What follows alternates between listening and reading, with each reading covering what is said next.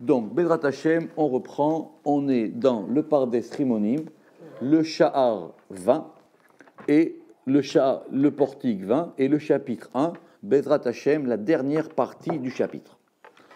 On va reprendre doucement ce qui avait été dit la dernière fois. Et on avait terminé la dernière fois avec 5 lignes capitales, mais qui ne figurent pas dans les éditions courantes et qui ont été rajoutées dans cette édition-là que nous avons, parce qu'apparemment, ça figure sur certains manuscrits et pas sur d'autres. Donc c'est pour ça qu'il y avait 5 lignes qui n'étaient pas dans vos éditions et qui étaient dans la mienne. Mais, oui, c'est très important parce que ça va tout résumer en 5 lignes. Donc on reprend, je vous lis parce que vous ne l'avez pas dans vos livres. Enfin, vous avez vu juste le début. Veine. Nimsa'u basefirot.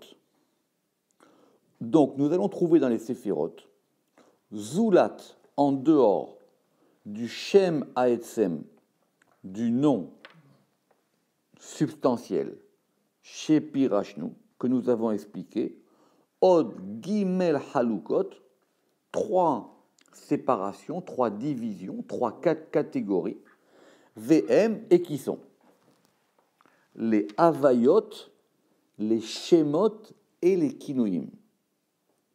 Ça, c'est extraordinaire. Les Havayot, c'est quoi? Les Havayot, ce sont, il n'y a pas d'autre traduction, ce sont les tétragrammes. Vea Havayot, M, Eser, Havayot, Aniskarot, Beshar, Shemben, Dalet.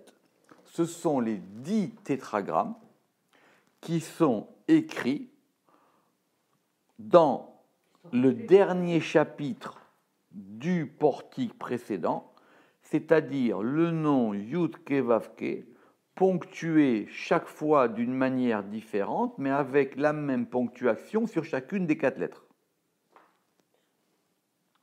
Ça, c'est ce qu'on appelle les Havayot. Après, on a les Shemot. C'est quoi les Shemot? M, Eser Shemot, chez Enam Nimchakim. Ce sont les 10 noms qui ne s'effacent pas, chez Nevaer Bécharze, que nous allons expliquer maintenant.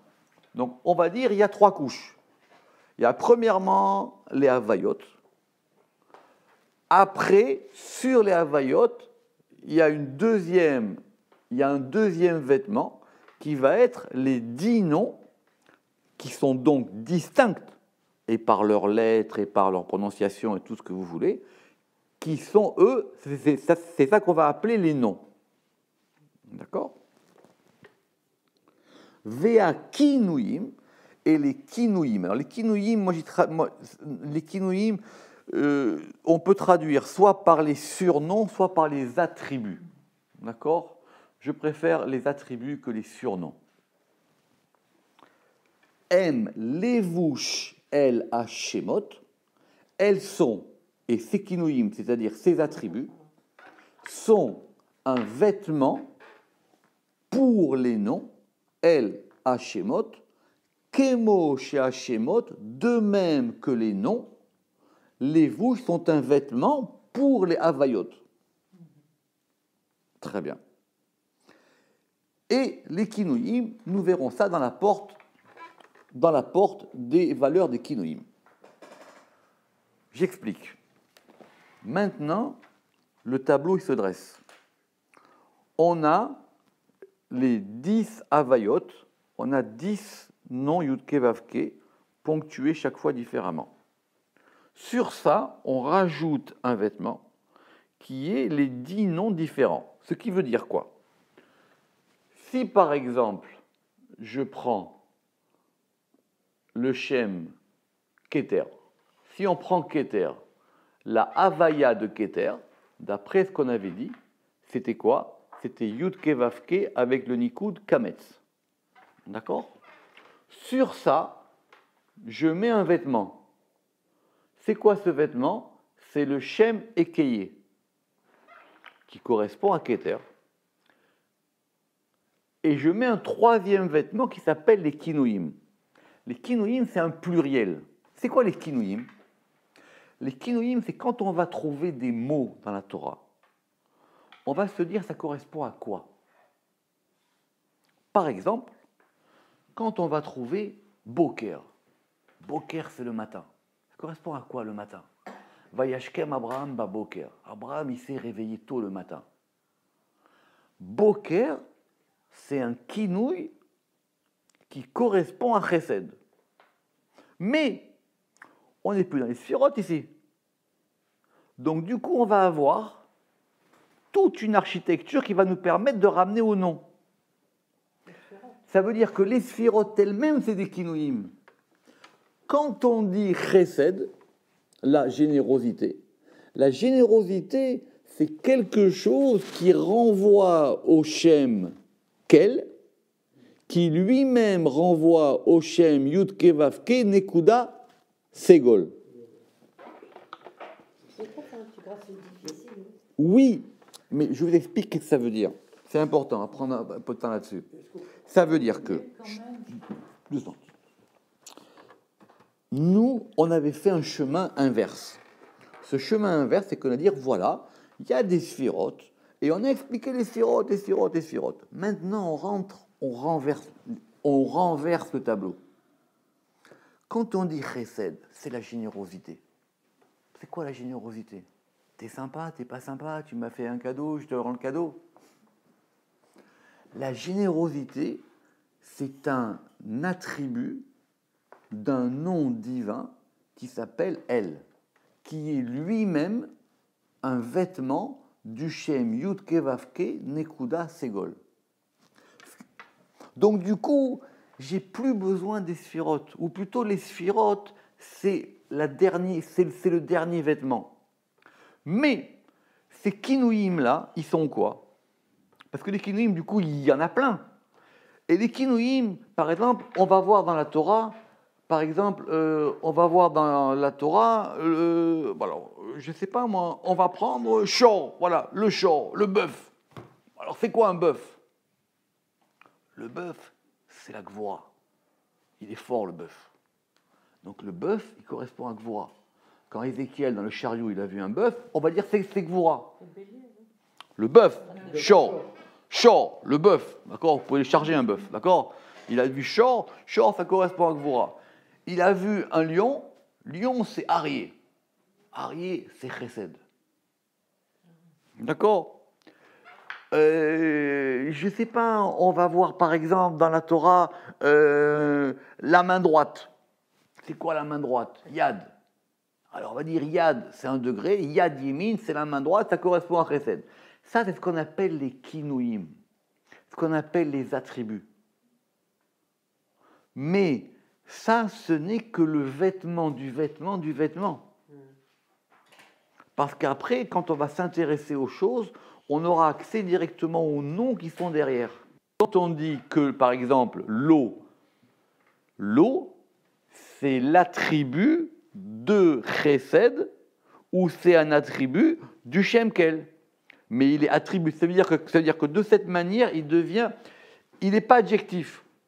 C'est-à-dire, c'est pour ça que quand on dit un surnom, c'est pas mal non plus. Ça veut dire que, mais le surnom, j'aime pas le sur. Le surnom, ça veut dire que c'est quelque chose qui indique en plus. Mais c'est un kinouï, c'est une appellation. Quelque part, ce sont des appellations. Maintenant, quand on fera cette porte, si Dieu veut, de la porte 23, c'est pas carré. Parce qu'on verra bien que l'eau, ça peut bouger. D'accord? L'eau, ça peut bouger. Quand l'eau, c'est de la neige, on dira c'est de la gvora. Quand on va dire que, par exemple, le matin, c'est chesed, et ça dépend de quel matin. Ça dépend de quel matin. Quand on va dire, par exemple, de façon générale, yom belaïla, il y a la nuit et il y a le jour. Alors on va dire la nuit, c'est plus gvora. Ou c'est plus malchut. Tant qu'on est dans le vocabulaire, voilà. Tant qu'on est dans le vocabulaire, il bouge. Le Ramak, il fera attention, il dit, de façon générale, on pourra considérer que tel nom, il s'applique à ça. Quand, par exemple, quand on verra dans la Torah, Ar, c'est quoi Ar? C'est quoi les montagnes? Esaena et les harim. Le roi David, il a dit, je lève mes yeux vers les montagnes. C'est quoi les montagnes? Alors il est content, il a vu le Tourmalet. C'est quoi les montagnes? Alors, on dira, les harim, c'est les avot. Il a vu les patriarches. Donc c'est Chesed Gvura Tiferet.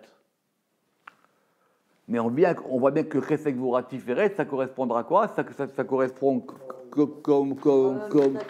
ça correspond à quoi? Ça correspond à El Elohim Yud Kei Vav Kei. D'accord? Très bien. Si un jour vous avez la chance de rentrer dans le Harizal, vous verrez que lui, il maîtrise ça parfaitement, lui. C'est-à-dire, quand on va arriver à une chose, donc maintenant, ça correspond à tel nom, et si on veut l'agir, eh ben, si on veut mouvoir cette chose-là, ça passera de telle manière. D'accord? Très bien. Donc, il faut donc maintenant reclassifier les choses par rapport à cette configuration de ce qu'on a dit, les havayot et les noms, et comprendre pourquoi est-ce que, même dans ces 10 noms qui ne sont pas effacés, le nom qui va être considéré comme le nom le plus grand, c'est le nom Yud Kei Vav Kei. ונשאר לנו לבאר עניין מתייחס אל הדרוש הזה בעניין שם בן דלת. Il nous reste à expliquer le sujet qui se rapporte à l'explication du sujet de ce nom de 4 lettres. והמגלה הראשון אליו, et celui qui va le premier dévoiler ce sujet-là, ou Baal Sefer Haora, c'est l'auteur du Sefer Haora. Sefer Haora, c'est un livre de Kadmonim, c'est un livre qui vient avant le Zohar. Il y a plusieurs attributions d'auteurs. Regardez, là-dessus, il y a toute une littérature. Mais en tout cas, dans ce livre-là-bas, dans Sefer Haora, Agdamato, dans l'introduction, voici qu'est-ce qu'il dit. Vezé les shono. Da, sache, qui kol shemotav akedoshim aniskarim batora. Tous les noms saints qui sont mentionnés dans la Torah, kulam teluyim beshem ben dalet, ils dépendent tous du nom Yud Kei Vav Kei de 4 lettres. Ve'im tomar. Et si maintenant tu me dis ve'alo shem ekeye ou aikar ve'amakor, tu peux dire mais pourquoi on a considéré le shem Yud Kei Vav Kei, le nom le plus haut et le plus central, c'est le nom ekeye qui correspond à Keter. Pourquoi quitte à choisir un nom, autant choisir le nom de Keter. Je reprends. Tous les noms de la Torah, ils dépendent tous du Shem Yud Kei Vav Kei. Il dit maintenant, si tu me poses la question de me dire, mais pourquoi est-ce qu'on n'a pas mis ça plutôt du côté du Shem Ekeye? Da. Ki Shem ben Dalet otiyot ou kedimion gufailan. Sache que le nom Yud Kei Vav Kei de 4 lettres, on va le représenter comme étant le tronc d'un arbre. Veshem Ekeye ou ikar ilan. Et le Shem Ekeye, il correspond au fondement de l'arbre. Azé. Ou mimeno yishtarshu shorashim. Et de lui vont être enracinées des racines. Veyit pachetu anafim lecholsad. Et vont se déployer des branches de tous les côtés. Vesha'ar kol hashemot hakodesh. Et tous les autres noms. Kulam kedimion anafim vesansanim. Ils vont tous ressembler à des branchicules et à des branches nimshachim qui vont sortir migufailan du corps de l'arbre, donc du tronc de l'arbre, vekol echad me anafim, et chacune de ces branches, osé péril et minéo, elle fera son propre fruit. On peut envoyer sous-titre. C'est simple. Vous avez un arbre. Cet arbre, il y a une racine à l'arbre. Cet arbre-là, il va donner des branches, et chaque branche, elle va donner des fruits différents. Donc, si vous avez ça, ben ici, vous avez un nom. Et si maintenant vous voulez remonter, vous pouvez remonter à la racine. Et de la racine, vous pouvez remonter au principe même de la racine. Ou pirouge des varav. Et donc, qu'est-ce qu'il veut dire?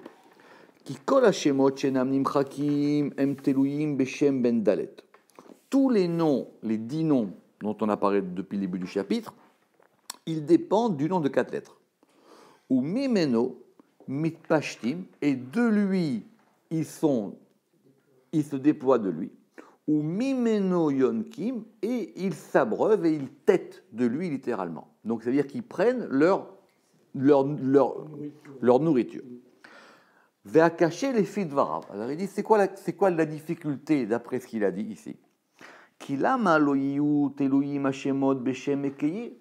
Pourquoi est-ce que finalement on n'aurait pas considéré que tous les noms dépendent du Shem Ekeye, Sheuba Keter, qui correspond à Keter?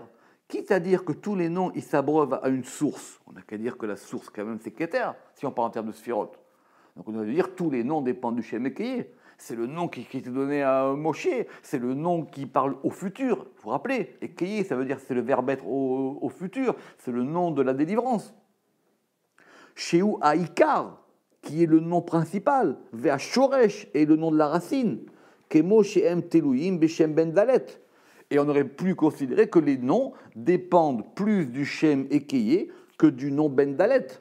Chez Eno Kolkar, parce qu'il n'est pas aussi important que ça, parce que lui, il n'est que par rapport à Tiferet. Très bonne question. Si on choisit une source, on prend la source la plus haute ou la plus centrale? Pourquoi on a choisi d'alimenter tous les noms depuis ce Shem Ekeye? Il a raison, il dit pourquoi est-ce qu'on n'a pas dit que tout dépend de Keter? Et tous les autres noms sont des ramifications qui tirent, comme les feuilles vont tirer leur sève, qui tirent leur sève de ce nom-là. Ve'alpi shel atozot, tiret stirutnae. Et il dit, par rapport à cette question, il a donné une bonne réponse. Pourquoi? Ki shem ekeye ou ikar reilan beshorcho. Le nom ekeye, c'est lui le principe de l'arbre et sa racine. Et le shem yud kevavke, il est simplement le corps de l'arbre. Donc vous avez le corps de l'arbre et la racine de l'arbre. Le Shem Ekeye, c'est la racine de l'arbre. Et le Shem Yud Kevavke, c'est le corps de l'arbre, c'est-à-dire le tronc. Veine. Les filles de Rerze, donc d'après ça, Anafim mitpashtim minanof, lo minaikar kanoda. Et oui, les branches, elles se déploient à partir d'où? Elles ne se déploient pas à partir de la racine. Les branches, elles se déploient à partir du tronc. Il faut qu'il y ait une racine, il faut qu'il y ait un tronc, et après il y a des branches. Vous n'avez jamais vu des branches sortir d'une racine? Pourquoi? Qu'il y a Keter ou Haïkar. C'est vrai, Keter c'est le Haïkar. Ou Mirov et Elemo. Simplement, c'est tellement caché que En Anafin mitpashti mimeno. Il n'y a pas de branches qui sortent de Keter. Il n'y a pas de branche. Vers Tiferet ou Gouf. Mais maintenant, Tiferet, lui, c'est le tronc. C'est l'axe central, comme dit le Zohar. Asher Misham Mitpashtim Anafim, et c'est de là-bas que vont se déployer des branches. Vechen Tiferet Milachon Pe'erut. Et Tiferet, ça provient de PR. C'est très très bien, c'est très important parce qu'on s'est posé cette question pour savoir comment on traduit Tiferet. Alors, Tiferet, il dit que ça vient de Pe'erut. Pe'erut, c'est-à-dire c'est un ornement. C'est pour ça que des fois on traduit Tiferet par la beauté, bien que ce ne soit pas exact. D'accord? Mais quand on dit le PR d'une chose, c'est ce qu'il est. C'est ce qui va déployer. Nous, on a choisi la parure. Tiferet, c'est la parure, dans le sens où quand on se pare d'une chose. Pirouche, et c'est quoi les péérot? Ce sont des branches. Tiferet, c'est le nom qui branchifie, on va dire. Voilà. C'est à partir de lui que les choses vont se déployer. C'est le nœud du déploiement. Mais ce n'est pas la racine, ce n'est pas le centre. Enfin, non, justement. Ce n'est pas la racine. Tiferet, c'est le centre. Voilà. Pour avoir un centre, il faut qu'il y ait une racine. Mais on ne peut rien déployer de la racine. Et de même, Vechen, Hashesh, Ketsavot, Mista'afim Mimeno, et donc, et de même, les 6 extrémités, ça on connaît maintenant, très bien, Chesed, Vura, Tiferet, Dessa, Od, Yesod, et donc les 6 Ketsavot, les 6 extrémités, elles se déploient par rapport à Tiferet. D'accord? Ça, c'est une autre histoire. Ça, c'est le problème central. Ve'en demet devarav divrei Elokim chaim. Et il dit donc, tout ce qui est marqué dans ce livre là-bas sont des choses vraies, sont des choses divines, divrei Elokim chaim. Cependant, velanu, adain akusha bimkom ha'omedet. Il dit, mais bon, la question demeure. Pourquoi? Ki nikshe ota beofen acher ve'uze. Il dit, moi je vais la poser cette question d'une autre manière. Qui a filou les filles des Varav. Il dit parce que même d'après ce qu'il dit, vous comprenez, lui il a posé la question, il a dit pourquoi c'est pas le Shem Ekeye. Il dit non, le Shem Ekeye, je répète, c'est la racine, Tiferet, c'est le tronc, et les autres noms, ce sont les branches.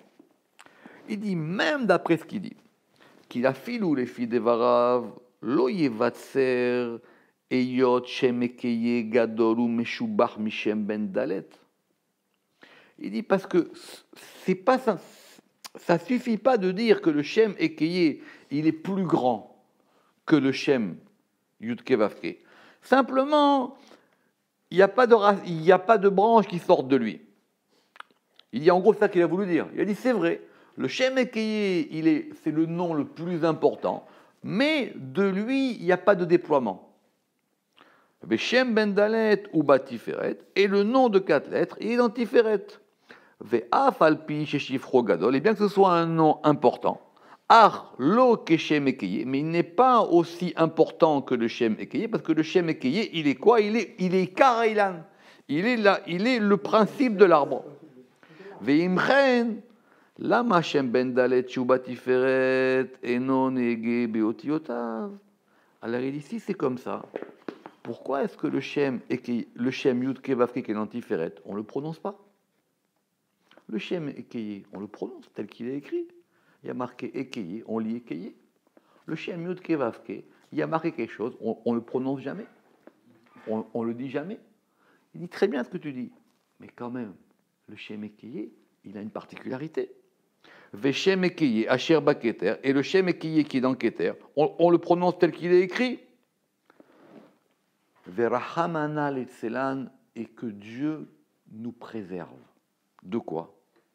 Mida'at haomrim, de l'opinion de ceux qui disent que Keter, du coup, serait une branche de Tiferet. Il a raison. Si tu vas jusqu'au bout de ce qu'il dit, tu vas dire alors donc maintenant, il dit, ok, c'est pas mal ce qu'il a dit, mais il dit j'ai une question plus forte. Il dit très bien, mais tu me dis que le Shem Ekeye c'est le plus haut des noms. Habibi, c'est peut-être le plus haut des noms, mais lui, tel qu'il est écrit, on le prononce. Le Shem Yudke Vavke, on ne le prononce pas. Le Shem Yudke Vavke, on ne le prononce pas. Alors il dit, mais attention, surtout ne pas considérer à dire que le Shem Yudke Vavke, il serait une branche de Keter. Pourquoi?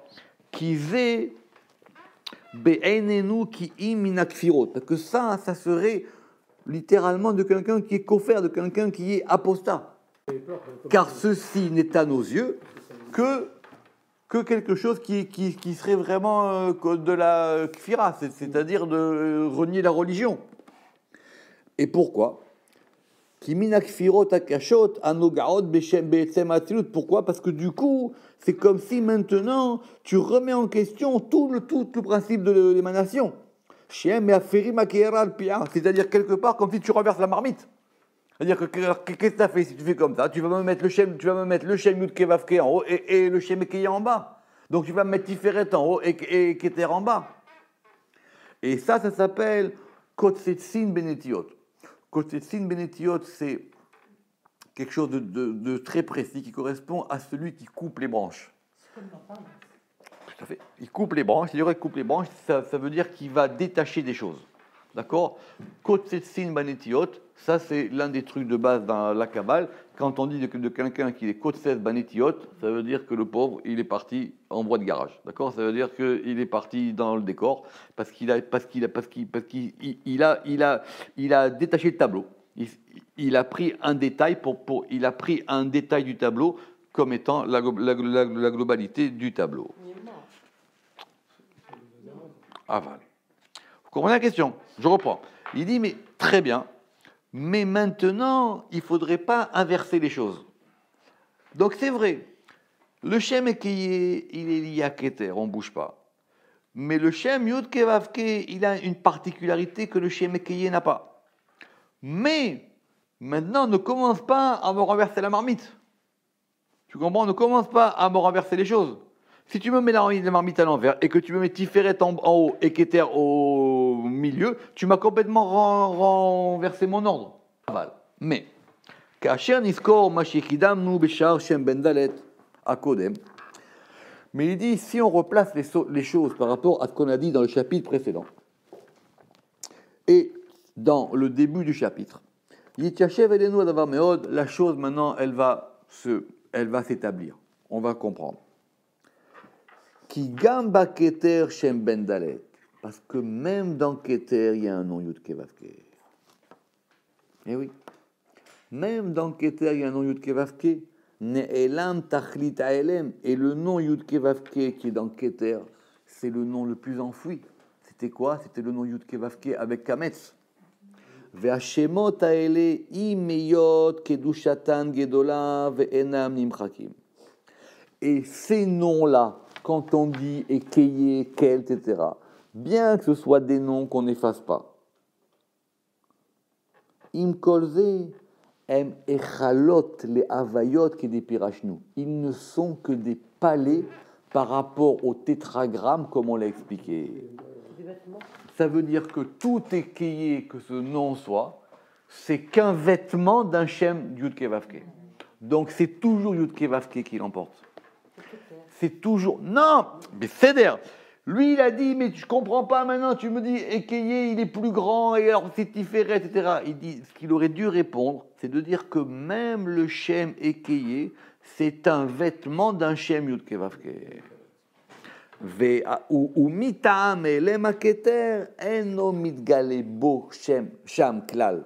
Alors, et puisque maintenant, Keter, c'est le degré le plus enfoui, il ne se dévoile pas en lui, à Magbil ou Magdi Rohaniot Begiono, et que ce n'est pas un nom qui va délimiter, qui va définir sa spiritualité, comme le nom de 4 lettres et les autres noms. Aval, Shem Ekeye Egioni. Le Shem Ekeye, c'est un nom logique. On a dit, le Shem Yud Ke Vav Ke, c'est le seul nom qui échappe à la grammaire. C'était le béaba. Les autres noms, ils sont dans la grammaire. Ekeye, je peux dire, moi, je serai demain chez toi. Ani machares lecha. Alors quoi, c'est un nom divin? Oui, mais c'est un nom divin qui veut dire aussi je serai. Et ça, n'importe qui peut le faire. Mais je ne peux pas dire Chas v'Shalom, c'est moi Yud Ke Vav Ke. Vous comprenez la différence? C'est pas pareil. Le Shem Ekeye, c'est un nom qui a une logique, mais qui est aussi un nom divin. Le Shem Yud Ke Vav Ke, il échappe à la grammaire. On ne peut pas le mettre dans une catégorie. C'est un nom qui dit que c'est un...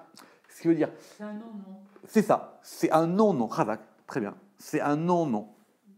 Ou c'est le nom des noms. D'accord? Moré Elem, chez Piroucho, A Anakaim Lemeve. Parce que c'est un nom qui veut dire Ah, voici, Ana, moi, Kaim Lemeve, je me lève pour être. Parce que vous savez qu'en hébreu, tous les verbes, toutes les actions ne se terminent jamais. C'est toujours des participes. En véritable, en hébreu, c'est une très bonne question qu'il pose. En hébreu, c'est pas je suis, c'est je suis en train d'être. C'est pas je serai, c'est que je suis dans un mouvement qui fait que je serai. Il n'y a pas de véritable passé. C'est pas j'ai été, c'est j'étais en train de.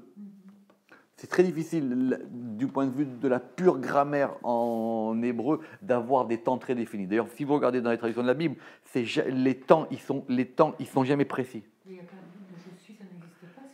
C'est ça. Ça veut dire que... Mais en tout cas, écayer, ça indique un devenir. D'accord? Voir là-bas ce qu'il a dit Rachid sur ce nom-là. Vers Kavana. Kimi Yotchenemar Sefirat Keter. Alors maintenant, et bien qu'on a dit que ça correspond à Sefirat Keter, Eino Mipne Shieshbo Asagaklal. Ce n'est pas parce que là-bas, il y a une appréhension. Ce nom-là, ce n'est pas un nom qui est une Keter. Simplement, elle a mipné chez Atil et Idgalot, parce qu'on a employé ce nom ékayé, parce que c'est un nom qui indique que dans le futur, il se dévoilera.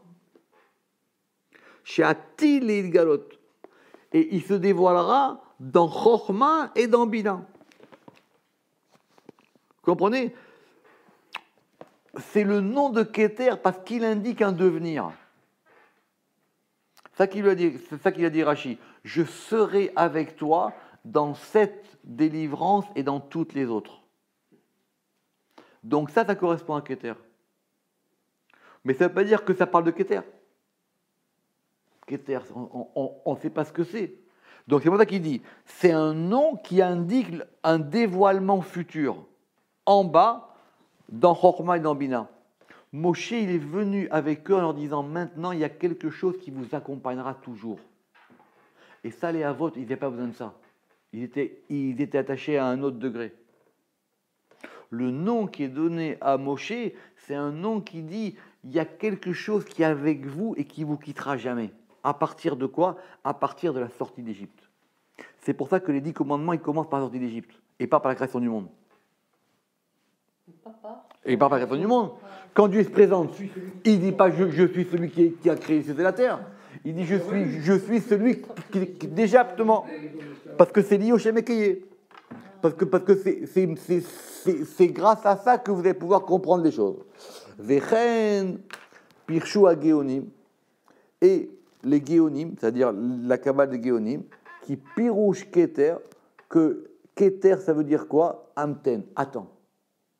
Oui. Qui pirouche Keter, l'explication de Keter, ça veut dire attends. Et ça vient d'un verset dans Yov. Katar li ze'er vachabecha. Katar li, ça veut dire attends-moi. Oui, attends-moi. Attends-moi. Voilà.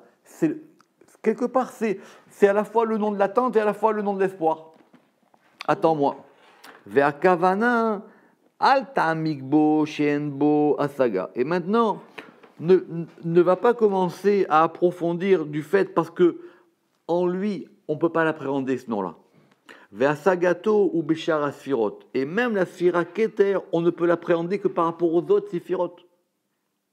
Ve'imken nimsa ki imken nimsa ki egioni ou sibat romemuto ve'alemuto ki dipirashnu. Et donc du coup maintenant, ce qui a un sens, c'est la cause de sa grandeur et de son degré caché.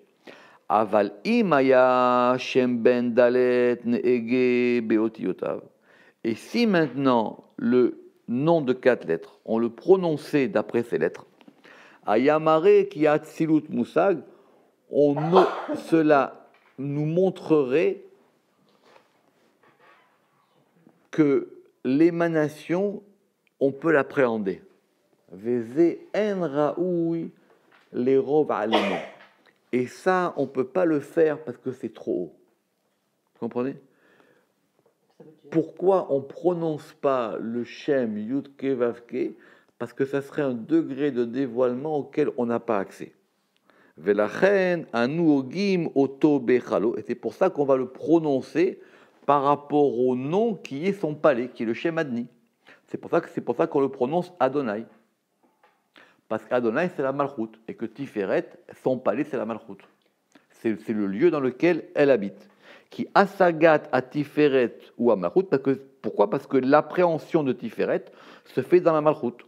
Comme c'est marqué, Va Hashem be'echal kotsho et Yudke Vavke, il est dans le palais de sa sainteté. Et là-bas, à la fin du verset, elle dit As, et sa mère. Et sa mère, c'est quoi? Ça fait 65. 65, c'est le même compte que Echal, que le palais, et qui correspond à la valeur numérique du Shem Adni. Parce que, donc le verset il dit Va Hashem be'echal kotsho as, et Yudke Vavke dans le palais de sa sainteté As, et il dit As, ça fait et 5, sa mère 60, ça fait Echal, Echal c'est le palais, et ça fait Adni. Donc le palais du Shem Yudke Vavke, c'est 65, qui est le palais, qui est le Shem Adni, qui est la Malchut. C'est pour ça, rappelez-vous que ces deux noms, ils se mettent toujours ensemble. Quand on écrit normalement, je vous ai dit plusieurs fois, quand on écrit le Shem Yud Ke Vav Ke, on agrandit le E et à l'intérieur du E, on met le Shem Adni. Parce que ça veut dire que l'un habite dans l'autre. Mais ce Shem Yud Ke Vav Ke lui-même, on ne le prononce pas parce que ça serait trop. Nous reparlerons de ça dans le deuxième chapitre. Et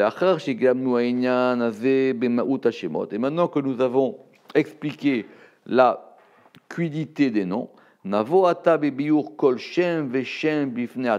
va maintenant procéder à l'examen détaillé de tous les noms, les uns après les autres. Bezrat Hashem, à partir de la semaine prochaine, on fera le Shem ékayé. Baruch Hanay Olam. Amen ve Amen.